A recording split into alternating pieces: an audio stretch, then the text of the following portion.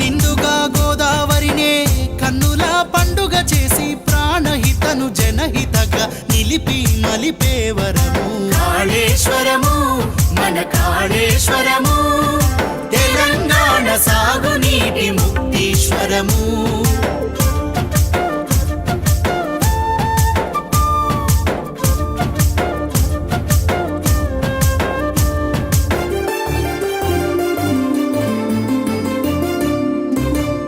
శివుని అభిషేకపు జలమే జీవధారలై కాళేశ్వర ప్రాజెక్టులు హరహరయని పొంగగా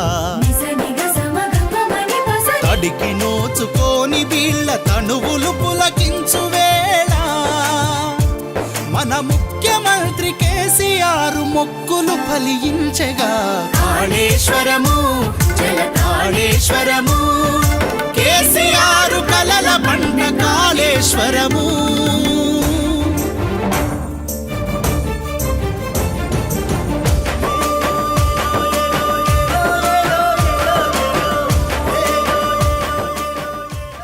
ఇప్పుడు మనం చూస్తే గోదావరి ఇంత ఉధృతంగా ఇక్కడ ప్రవహిస్తున్నట్టు కనిపిస్తుంది. ఇవన్నీ కూడా నీళ్లు ప్రాణహిత నుంచి వచ్చిన తర్వాత కనిపిస్తున్న గోదావరి మనకి ఇది. ఈ ఎదురుగా అక్కడి నుండి మనకు ప్రాణహిత వచ్చి ఇక్కడ గోదావరి కలుస్తుంది. ఇది మనం చూడొచ్చు స్పష్టంగా. అయితే ఇప్పుడు మనం పైనుంచి వెళ్ళి అటువైపు వెళ్తాం. ఇప్పుడు ఇక్కడి నుంచి వెళ్ళి అన్నారము, సుందిల్లా, ఎల్లంపల్లి అక్కడ నీళ్లు కనపడవు మనకి. ఇప్పుడు చుక్క నీళ్ళు కూడా ఉండవు. ఇక్కడ మాత్రం ఇంత పెద్ద ఎత్తున దాదాపు 7 లక్షల పైగా క్యూసెక్ల నీళ్లు మనకు ప్రవహిస్తూ కనబడుతూ ఉంది. ఇక్కడ ఈ ముందే మనం ఇక్కడి నుంచి పోతాం. దీనికి 1 కిలోమీటర్ అవతలోనే మనం ప్రారంభించుకున్న కాళేశ్వరం మొట్టమొదటి pump house, Kannepalli pump house ఇక్కడే ఉంటుంది. మనం ఈ ఒడ్డంటే ఇట్లా నడుచుకుంటూ వెళ్తే 1 కిలోమీటర్ దూరంలోనే ఉంటుంది. మనం కిందికి వెళ్తే మనకు కనపడుతున్న బ్రిడ్జ్ తర్వాత 12 కిలోమీటర్ల కిందికి వెళ్తే అక్కడ మన మేడిగడ్డ బరాజ్ అక్కడ ఉంటుంది. ఇవాళ ఈ ప్రభుత్వం ఏదైతే చెప్తుందో ఇది కూలిపోయింది, కొట్టుకుపోయింది అనేది ప్రతి అక్షరం అబద్ధం అనేది ఇప్పుడు మనం చూడబోతున్నాం. ఇప్పుడు ఆ మేడిగడ్డ బరాజ్తో సంబంధం లేకుండానే మనకి ఇప్పుడు ఇక్కడ పంపులకు నీళ్ళు అందుబాటులో ఉన్నాయి. కన్నెపల్లి పంపులు ఏవైతే ఉన్నాయో ఇక్కడ మొట్టమొదటి కాళేశ్వరం దాంట్లో ప్రాజెక్టులో మొట్టమొదటి నీళ్ళు ఎత్తే ప్రాంతం, గోదావరి నుంచి నీళ్ళు తీసుకునే ప్రాంతం ఈ కన్నెపల్లి పంపు హౌజులు. ఇవి పూర్తిగా లైవ్గా ఉంది, మంచిగా ఉంది. ఒక బటన్ ఇట్లా నొక్కితే ఆన్ అవుతుంది. ఇప్పుడు ఇది కేసీఆర్ గారు ఇక్కడనే ఎందుకు ఎంచుకున్నారు అని అంటే నీళ్ళు అనేవి ప్రాణహిత నుంచి వచ్చి కలిసే ప్రాంతంలో మనకు సంవత్సరంలో 10 నెలలు దాదాపు అందుబాటులో ఉంటాయి. పైన ఏదైతే ఉందో గోదావరి పైనుంచి వచ్చి ఏదైతే ఉందో ఎస్ఆర్ఎస్పి కావచ్చు, దాని దిగువ ప్రాంతం కావచ్చు, అక్కడెక్కడ కూడా మనకు నీళ్లు ఆగస్టు వరకు కూడా అందుబాటులో రావడం లేదు. ఎప్పుడు కూడా ప్రతి సంవత్సరం అది కొన్ని సంవత్సరాలు అసలు రావు. కానీ ప్రాణహిత మాత్రం 50 ఏళ్ళు 100 ఏళ్ళ చరిత్ర తీసుకుంటే ఎప్పుడు చూసినా సరే ఏ ఒక్కరోజు కూడా ఆగకుండా వస్తుంది. ప్రాణహిత కలిసిన తర్వాతనే గోదావరి లైవ్ రివర్ అవుతుంది. ఎప్పుడు కూడా సంవత్సరం అంతా కూడా ఆగకుండా మనకు నీళ్ళు కనపడేది ప్రాణహిత నీళ్ళు వచ్చి దీంట్లో కలిసిన తర్వాతనే. ఇది ప్రారంభం. ఇప్పుడు మనం కూలింది అని చెప్పి గత 18-19 మాసాలుగా 20 మాసాలుగా ఏదైతే కాంగ్రెస్ బీజేపీ నాయకులు మాట్లాడుతున్నారో అదే మేడిగడ్డ ప్రాజెక్టు పైన మనం నడుస్తున్నాం. ఇప్పుడు మనం ఆ చివరికి వెళ్ళి మహారాష్ట్ర బార్డర్ నుంచి ఇక్కడ వరకు ఇట్లా నడుచుకుంటూ వస్తున్నాం. మనం ఇక్కడ ముందట కొంచెం కుంగింది. ఇది వంగింది ఏదైతే ఉందో 1 ఫీటు వంగిన పిల్లరు. ఇక్కడ నుంచి వెళ్ళి మన కార్లు కూడా వస్తున్నాయి, ట్రాఫిక్ అంతా కూడా వస్తుంది. అంటే కాళేశ్వరం కొట్టుకపోయింది అని వీళ్ళు చేసిన ప్రచారం ఏదైతే ఉందో శుద్ధబద్ధం అనే విషయం మనకు స్పష్టంగా కనబడుతుంది. ఈ గేట్లు దించడం ద్వారా నీళ్ళని ఇక్కడ ఆపుకోవచ్చు. ఈ పైకి మొత్తం కూడా నీళ్ళు ఆపుకోవచ్చు. మనం ఇక్కడ ఎంత ఆపుతామంటే ఒక 16 టీఎంసీల నీళ్ళు ఆపుకోవచ్చు మనం. ఆ పైన మనం కన్నెపల్లి పంప్ హౌస్. అయితే ఇప్పుడు ఈ నీళ్ళని ఇక్కడ ఆపే అక్కర లేకుండా కూడా కన్నెపల్లి పంప్ హౌస్ను ఆన్ చేసుకొని మనం నీళ్ళు తీసుకోవచ్చు. ఎందుకంటే ఎత్తిపోసేది అక్కడి నుంచి. ఇక్కడ దేని కొరకు కట్టిండి ఇది కేసీఆర్ గారు అంటే ఎండాకాలంలో కూడా ఈ నీళ్ళని ఆపుకుంటే ఇక్కడ ఆ తర్వాత వచ్చే వానకాలానికి నీళ్ళు అవసరం పడితే ఈ నీళ్ళను కూడా వాడుకోవచ్చు. ఒకవేళ వర్షాలు ఏదైనా సందర్భంలో ఆలస్యం అయితే ఈ నీళ్ళను కూడా మనం వాడుకొని ముందుకు తీసుకొచ్చుకోవచ్చు, నార్లు పోసుకోవడానికి ఇతర అవసరాలకు ముందుగా వాడుకోవచ్చు అనే ఉద్దేశంతో దీన్ని కట్టింది. ఇది లేకపోయినా కాళేశ్వరం ప్రాజెక్టుకి ఏమి ఇబ్బంది లేదు, నీళ్ళు రావడమే ఆగదు. ఇప్పుడు మనం అక్కడ చూస్తాం కన్నెపల్లి పంప్ హౌస్ దగ్గర ఆల్రెడీ పంపులకు నీళ్ళు అందుతున్నాయి ఎత్తుకోవడానికి. ఆ నీళ్ళు ఎప్పుడు అందుతూనే ఉంటాయి, 6-7 నెలలు అందుతాయి. ఎప్పుడు అంటే వరద తగ్గిన తర్వాత, ప్రాణహిత నుంచి వచ్చిన వరద మొత్తం తగ్గిన తర్వాత ఇవి నీళ్ళు ఇక్కడ అందుబాటులో ఉండటానికి అని చెప్పి ఈ బ్యారేజ్ కట్టింది. ఇది మొత్తం కాళేశ్వరం బ్యారేజ్ల ప్యాకేజీలో మొత్తం అన్ని కలిపి 19 రకాల కాంపోనెంట్లు ఉంటే అది ఒక్కటిది. దీని ఖర్చు 2500 కోట్లు. ఇన్ని 85 పిల్లర్స్, 85 గేట్లు, వీటన్నిటి ఖర్చు కలిపి 2500 కోట్లు. దాంట్లో పోయింది ఇది ఒక్కటి.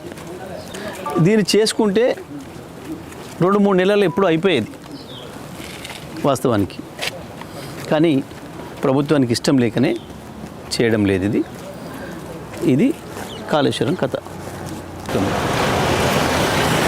ఇప్పుడు మనకి ప్రాణహిత కలిసిన తర్వాత వస్తున్న గోదావరిది నీళ్ళు ఎంత పోతుంది, ఎంత ప్రవాహం పోతుందో చూడండి. లక్షలాది క్యూసెక్లు పోతున్నాయి. ఇప్పుడు ఆల్రెడీ ఇక్కడ నీళ్ళు ఉన్నాయి. ఈ నీళ్ళను మనం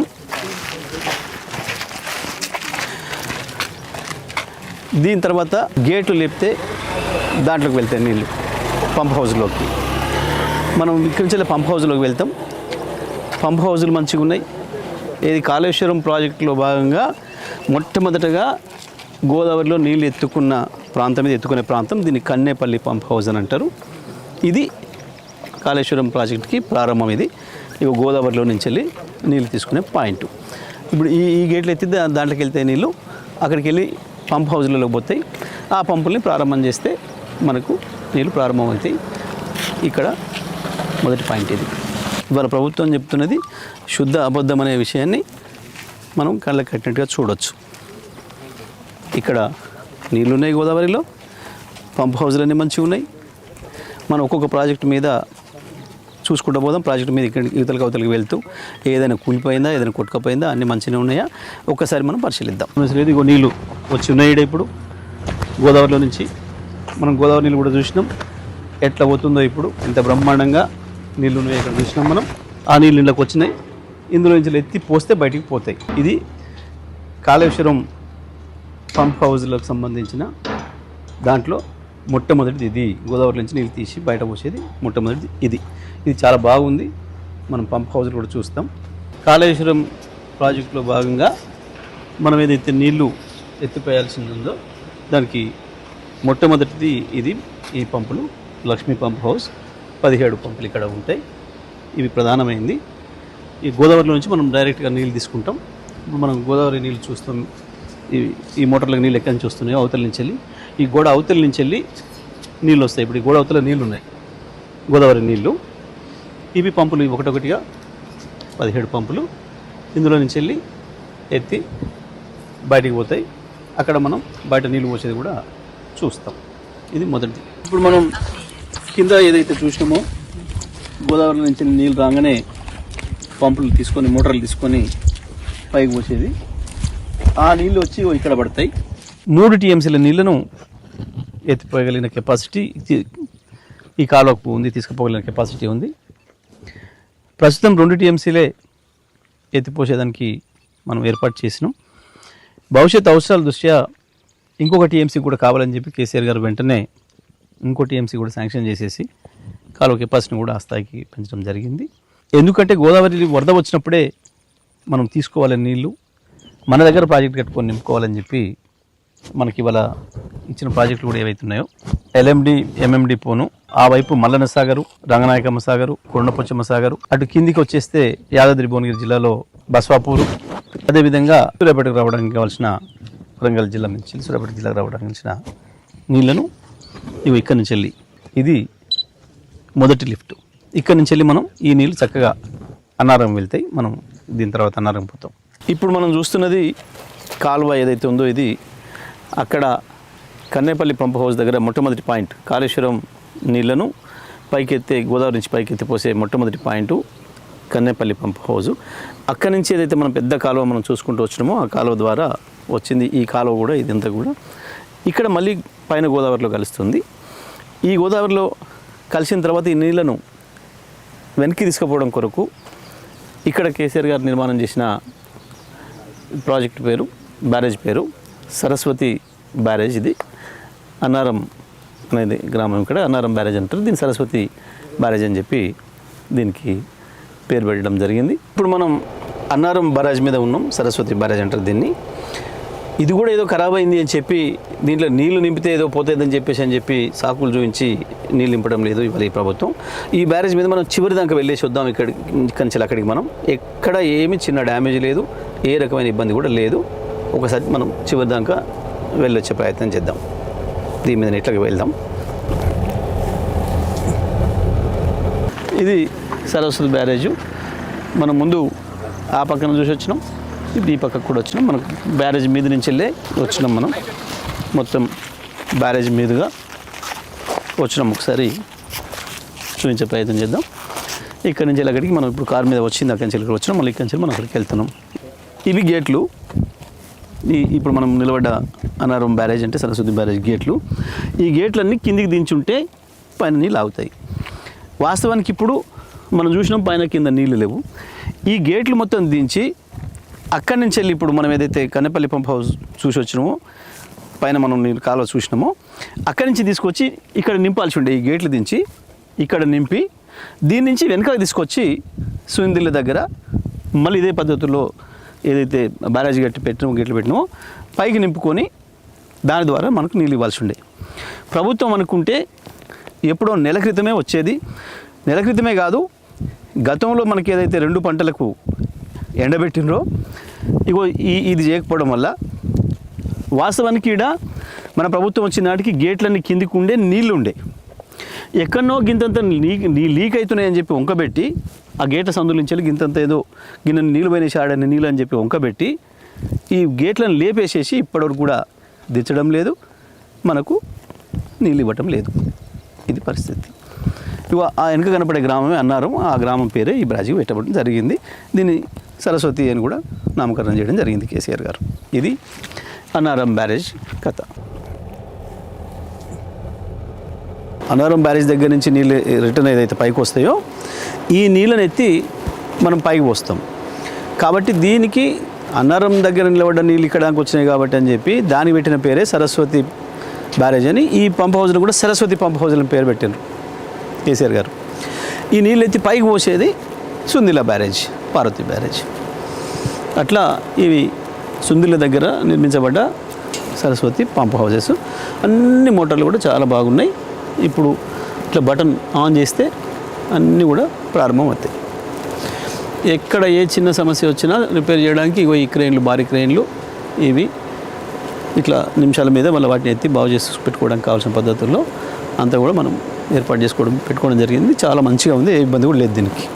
ఇప్పుడు మనం చూస్తున్నది సుందిళ్ళ బ్యారేజు. ఇది గోదావరి నది. మళ్ళీ ఈ గోదావరి నది మీద సుందిళ్ళ బ్యారేజ్ మనం నిర్మాణం చేసుకోవడం జరిగింది. కాళేశ్వరం లిఫ్ట్లో భాగంగా ఇది చేసుకున్నాం. రెండవది ఇది.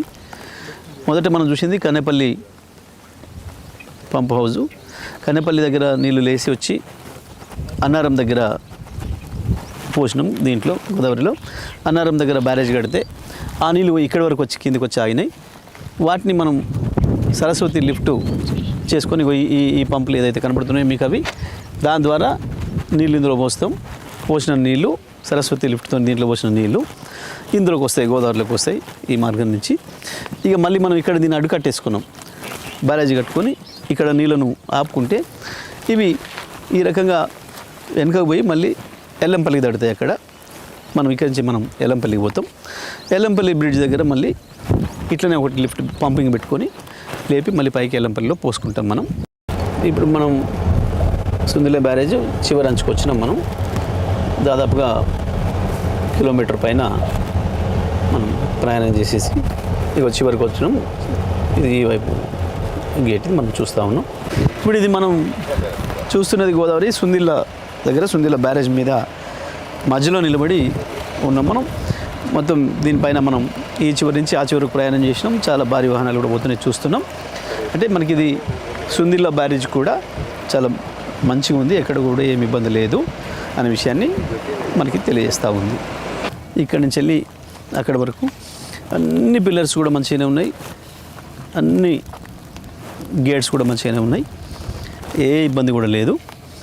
దీనికి ఎక్కడో ఒక గేట్లో ఒక చుక్క నీళ్ళు లీక్ అయినాయి అని చెప్పి ఆడ అసెంబ్లీలో ఆయన చూపించేసేసి ఎంత పెద్ద నోరేసుకొని మాట్లాడి చెప్పింది ఉత్తమ్ కుమార్ రెడ్డి. ఇక్కడనే అంతా చాలా బాగుంది చూడండి, ఏ ఇబ్బంది లేదు. ఏంటన్నా మనం సొంతంగా పూర్వం మనకు తెలుసు బోధలు వేసుకొని నీళ్ళు పై తీసుకుపోయేటోళ్ళం. బోధ వేసుకున్నప్పుడు ఇంత లీకేజ్ అయ్యేది, సహజంగా మనం రిపేర్ చేసుకునేది. మనం సొంతంగా పైప్ లైన్ వేసుకొని కింద నుంచి వెళ్ళి ఇప్పుడు మనం మూసి నుంచి వెళ్ళి కావచ్చు, లేదా ఇంకో కాలువ నుంచి కావచ్చు, మన బాయిల నుంచి పైకి వేసుకోవడానికి కావచ్చు, మోటార్ మనం పైప్ లైన్లు వేసుకుంటున్నాం. ఎప్పుడైనా ఒకసారి లీక్ అవుతుంది, మనం సొంతంగా వేసుకునేది కూడా లీక్ అవుతుంది, తీసి బాగా చేసుకొని మళ్ళీ వెంటనే నడిపించుకుంటాం. కానీ లీక్ అవుతుందని చెప్పేసి మొత్తం బంద్ పెట్టి ఎత్తేసిపోం కదా మనం. ఇవాళ ప్రభుత్వం చేస్తున్న దుర్మార్గం ఇది మనకు స్పష్టంగా కనబడుతుంది. అంత మంచిగా ఉంది. మనం ఇప్పుడు దీనిపైన పోయి వచ్చినాం, ఈ చివరి నుంచి ఆ చివరి పోయినాం. మనతో పాటు అనేక లారీలు, ట్రాక్టర్ కూడా పోతున్నాయి, మనం చూసినాం. అంటే ఈ బ్యారేజ్కి ఏమీ కాలేదు, చాలా మంచిగా ఉంది. ప్రభుత్వానికి మాత్రమే చిత్తశుద్ధి లేదు దీన్ని నడపడానికి. ఇది గోలివాడ పంప్ హౌజు. ఇప్పుడు మనం సుందిళ్ళ బ్యారేజ్ దగ్గర నుంచి వచ్చినాం. మనం అక్కడికి నీళ్లు మనం ఎత్తిపోసిన తర్వాత అవి ఇక్కడ దాకా వస్తాయి. ఇక్కడికి వచ్చిన తర్వాత ఈ గోలివాడ అనే గ్రామం దగ్గర ఈ పంపుల ద్వారా లిఫ్ట్ చేసి పోస్తే మనకి ఎల్లంపల్లి ప్రాజెక్టులోకి వెళ్తాయి. దీనిపైన మనం ఇప్పుడు ఎల్లంపల్లి ప్రాజెక్టును చూస్తాం. దీన్ని ఎత్తిపోసేది కూడా మన అవతల వైపు మనం చూస్తాం ఇప్పుడు ఎక్కడ పోస్తాయి అనేది ఈ పంపులు. ఇప్పుడు మనం చూస్తుంది గోలివాడ పంప్ హౌస్. ఇది ఈ పార్వతి పంప్ హౌస్ ఉంటుంది. దీన్ని ఇది మూడవది. దీంట్లో నుంచి వెళ్ళి లేపి నీళ్ళు పైకి వస్తున్నాం మనం ఆ కింద నుంచి వెళ్ళి గోదావరిలో నుంచి. ఈ నీళ్ళు చక్కగా శ్రీపాద ఎల్లంపల్లి ప్రాజెక్టులోకి పోతాయి ఇక్కడ నుంచి.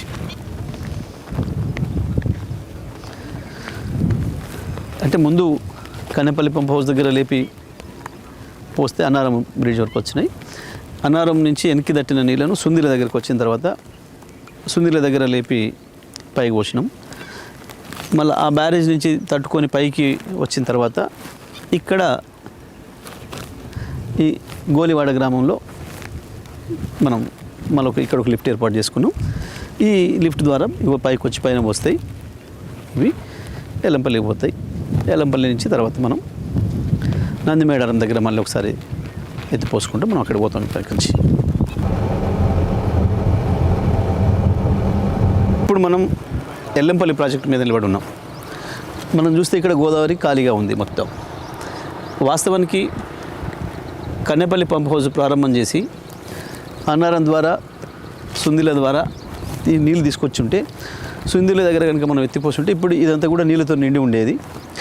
ఇక్కడ నీళ్ళు ఉన్నప్పుడు ఈ గోలివాడ ఏదైతే ఉందో గోలివాడ పంప్ హౌస్ మనం ఇంతకుముందు మాట్లాడుకుంది, ఆ పంప్ హౌస్ ఆన్ చేస్తే నీళ్ళు పైనుంచి వెళ్ళి వచ్చి ఈ ప్రాజెక్టులో పడేవి. ఇట్లా పైనుంచి వెళ్ళి వచ్చేసేసి ఎల్లంపల్లిలో ఇది నిండుగా ఉండాల్సిందండి ఈ పాటికి. ఈ ఎల్లంపల్లిని నింపకపోవడం ద్వారా ఇక్కడ ఈ ప్రాంతానికి ఇవ్వాల్సిన నీళ్ళు కూడా ఇక్కడ రైతాంగానికి, ఈ రామగుండం మంత్రి నియోజకవర్గాలకు సంబంధించిన రైతాంగానికి కూడా నీళ్ళు ఇవ్వకుండా ఎండబెడతా ఉంది ప్రభుత్వం. ఇప్పుడు కూడా ఇంతవరకు నీళ్ళు వచ్చే పరిస్థితి లేదు. రైతాంగం ఇక్కడ కూడా ఎదురు చూస్తూ ఉన్నారు. గోదావరి ఒడ్డున ఉన్న వీళ్ళు మనం అక్కడ 300 కిలోమీటర్ల దూరంలో మనం ఎట్లా చూస్తూ ఉన్నామో ఇక్కడ గోదావరి పక్కనే ఉన్న వాళ్ళు కూడా నీళ్ళ కొరకు ఎదురు చూస్తున్నారు. అంటే ఈ శ్రీపాద ఎల్లంపల్లి ప్రాజెక్టును కట్టినప్పటికి కూడా పైనుంచి ఎస్ఆర్ఎస్పి నుంచి నీళ్ళు ఓవర్ఫ్లో రాకుండా ఉన్న సందర్భంలో మనకు కాళేశ్వరం దీని కూడా ఉపయోగపడాలని కేసీఆర్ గారు ప్రణాళిక చేసింది. కానీ ఈ ప్రభుత్వం చేస్తున్న దుర్మార్గం వల్ల ఇవి ఈ రకంగా ఎండిపోయి కనబడుతుంది. ఎల్లంపల్లి కూడా ఖాళీగా కనబడుతూ ఉంది. ఇంతకుముందు అయితే గత 4 సంవత్సరాలు ఈ సమయంలో నిండుకుండలాగా ఉండేది గోదావరి. ఈ ప్రాంత ప్రజలందరూ కూడా తెలుసు. ఈ ప్రజలందరూ కూడా బాధపడుతూ ఉన్నారు. ఇప్పుడు మనం నందిమేడారం పంప్ హౌస్లో ఉన్నాం. ఇది మనం ఇప్పుడు వచ్చేటప్పుడు చూసినాం. మనకు లోపలికి టన్నెల్ లోపలికి ఈ భూమి లోపల ఉన్నాం ఇప్పుడు మనం. దాదాపుగా 85 మీటర్ల పైన ఎత్తిపోస్తుంది నీళ్ళని ఇక్కడ. ఇప్పుడు ఇవి చూడండి, ఇది దాదాపు 6 మీటర్ల డయా ఒక్కొక్క పైపు. ఇంత కింది నుంచి వెళ్ళి తీసి నీళ్ళను మనం నంది ప్రాజెక్టులో పోస్తాం. నీళ్ళు మనం ఆ నీళ్ళని కూడా చూస్తాం. ఇప్పుడు పోయి ఈ మోటార్లు బయట పోసే నీళ్ళు ఏవైతే ఉన్నాయో, ఇది ఇంత పెద్ద పంపుల ద్వారా మనం నీళ్ళని తీసుకొని పై తీసుకోవాల్సిన అవసరం ఏర్పడింది మనకు. ఎందుకంటే తెలంగాణ బతికేమున్నది లిఫ్టు. ఎందుకంటే ఎడమ చెరువుకు గోదావరి, కుడి చెరువుకు కృష్ణలు రెండు కూడా ప్రవహించేది బాగా లోతట్టులో కాబట్టి మధ్యలో మనం వెన్నొంపుగా ఉన్నాం. ఇటు గోదావరి ఉంది, ఇటు కృష్ణ ఉంది. మనం ఇక్కడి నుంచి వెళ్ళి నీళ్ళని ఇక్కడ తీసుకొస్తాడు కేసీఆర్ గారు. ఇప్పుడు ఇక్కడి నుంచి వెళ్ళి ఇక్కడికి దాదాపు 600 మీటర్ల ఎత్తుకు తీసుకొస్తున్నాడు. ఇప్పుడు గోదావరికి సమానంగా వచ్చినాం. ఇప్పుడు ఇక్కడికి వచ్చినప్పటికీ ఇది ఎల్లంపల్లి ద్వారా ఇక్కడి నుంచి ఒకటేసారి 85 మీటర్ల పైన నంది రిజర్వాయర్లో నీళ్ళను మనం పోస్తాం ఇక్కడి నుంచి వెళ్ళి. ఇప్పుడు మనం నంది మేడారం పంప్ హౌస్ లోపలనే నిర్మించబడ్డ 400 kV జేఎస్ సబ్స్టేషన్ దగ్గర ఉన్నాం మనం. ఈ మోటార్లను ఆన్ చేయడానికి అంత ఎక్కువ కరెంట్ అవసరం ఉంటుంది కాబట్టి సిమెన్స్ వాళ్ళతో మాట్లాడి ప్రత్యేకించి టెక్నాలజీతో ఇంత పెద్ద సబ్స్టేషన్ను అండర్గ్రౌండ్లోనే మనం ఏర్పాటు చేసుకున్నాం. ఇప్పుడు ఇది మనం భూమి లోపల ఉన్నాం, గుట్టల కింద ఉన్నాం. ఇది 100 మీటర్ల లోపల ఉన్నాం. ఇంత పెద్ద ఎత్తున కాళేశ్వరాన్ని మనం నిర్మాణం చేసుకున్నాం. ఇప్పుడు మనం నిలబడి ఉన్నది నంది మేడారం పంప్ హౌస్ సర్జిపూర్లో నిలబడి ఉన్నాం. ఇటువైపు మనకు అక్కడ నీళ్లు కనబడుతున్నాయి.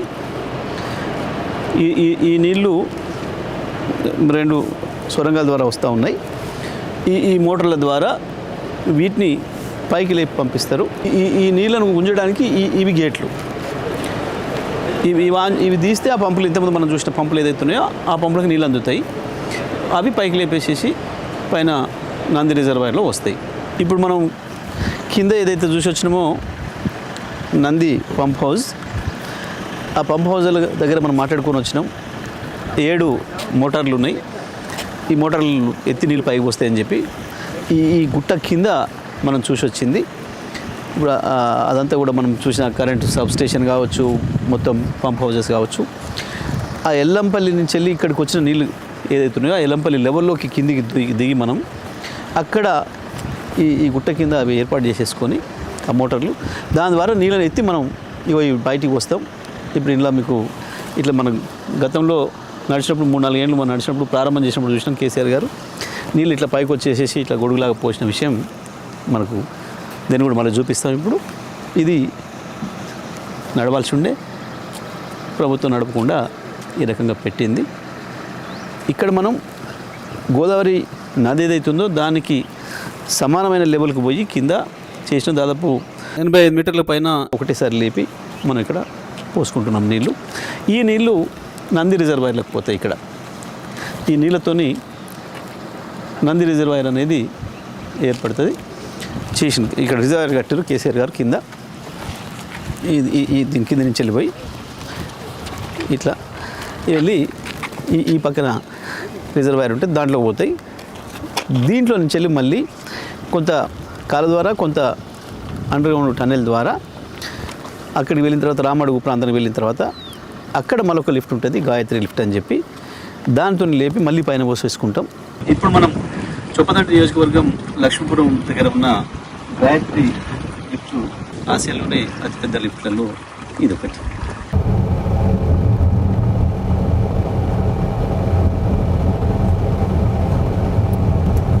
నంది మేడారం దగ్గర మనం ఎత్తిపోసిన నీళ్ళు ఏవైతున్నాయో అవి కొద్ది దూరం కాల ద్వారా, తర్వాత కొంత అండర్గ్రౌండ్ ద్వారా వచ్చిన నీళ్ళు ఇక్కడికి వస్తాయి.